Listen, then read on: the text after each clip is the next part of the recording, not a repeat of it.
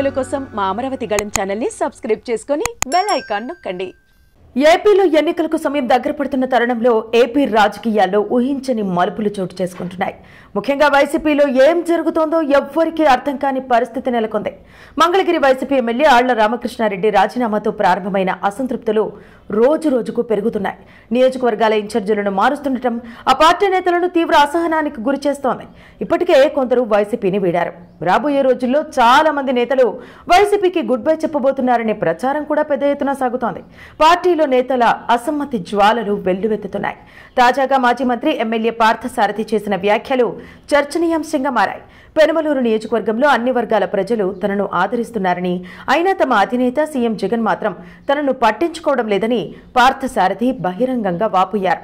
జగన్ తనను గుర్తించకపోవడం దురదృష్టకరమని ఆయన అన్నారు. తనకు ఎన్ని అవమానాలు ఎదురైనా ప్రజలు తనకు అండగా ఉంటారని, తనను కాపాడుతారని చెప్పారు. తాను ఎమ్మెల్యేను కానని, ఎప్పటికీ ప్రజా సేవకుడిగానే ఉంటానని అన్నారు.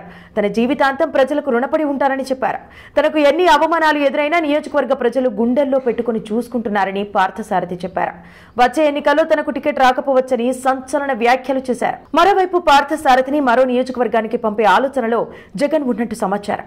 కాగా పార్థసారథి వ్యాఖ్యల అనంతరం మంత్రి జోగి రమేష్ వేదిక దిగి వెళ్లిపోయారు. స్థానిక నేతలు ఆపుతున్నా ఆగకుండా మంత్రి అక్కడి నుంచి వెళ్లిపోయారు. మరోవైపు ఇదే సందర్భంలో విశాఖలో మంత్రి గుడివాడ అమర్నాథ్ చేసిన వ్యాఖ్యలు కూడా సంచలనంగా మారాయి.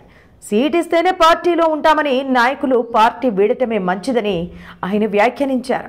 తనకు సీట్ ఇవ్వకపోయినా పోటీ చేసే స్థానం మార్చినా పార్టీలోనే కొనసాగుతానని, రాష్ట్రంలోని పేదవాళ్ల భవిష్యత్తు సంక్షేమమే జగన్కు ముఖ్యమని, దానికోసమే సీట్ల మార్పిడి జరుగుతోందని అన్నారు. రాజకీయ సామాజిక పరిస్థితులకు అనుగుణంగా మార్పులు చేర్పులు జరుగుతున్నాయని, వీటిని ప్రజలు స్వాగతిస్తున్నారని అన్నారు. ఒకరిద్దరు వెళ్లిపోతే పార్టీకి నష్టం జరుగుతుందనేది అమాయకత్వమేనని, ఖాళీ అయ్యేది జనసేన టీడీపీలు మాత్రమేనని జోస్యం చెప్పారు. ఎమ్మెల్సీ వంశీ జనసేనలో చేరి రాజకీయంగా ఆత్మహత్య చేసుకున్నాడని వ్యాఖ్యానించిన మంత్రి ప్రత్యక్ష రాజకీయాల కోసమే పార్టీ మారారు తప్ప జనసేన పవన్ కళ్యాణ్ నచ్చి వెళ్లినట్టు వంశీ చెప్పలేదని అన్నారు.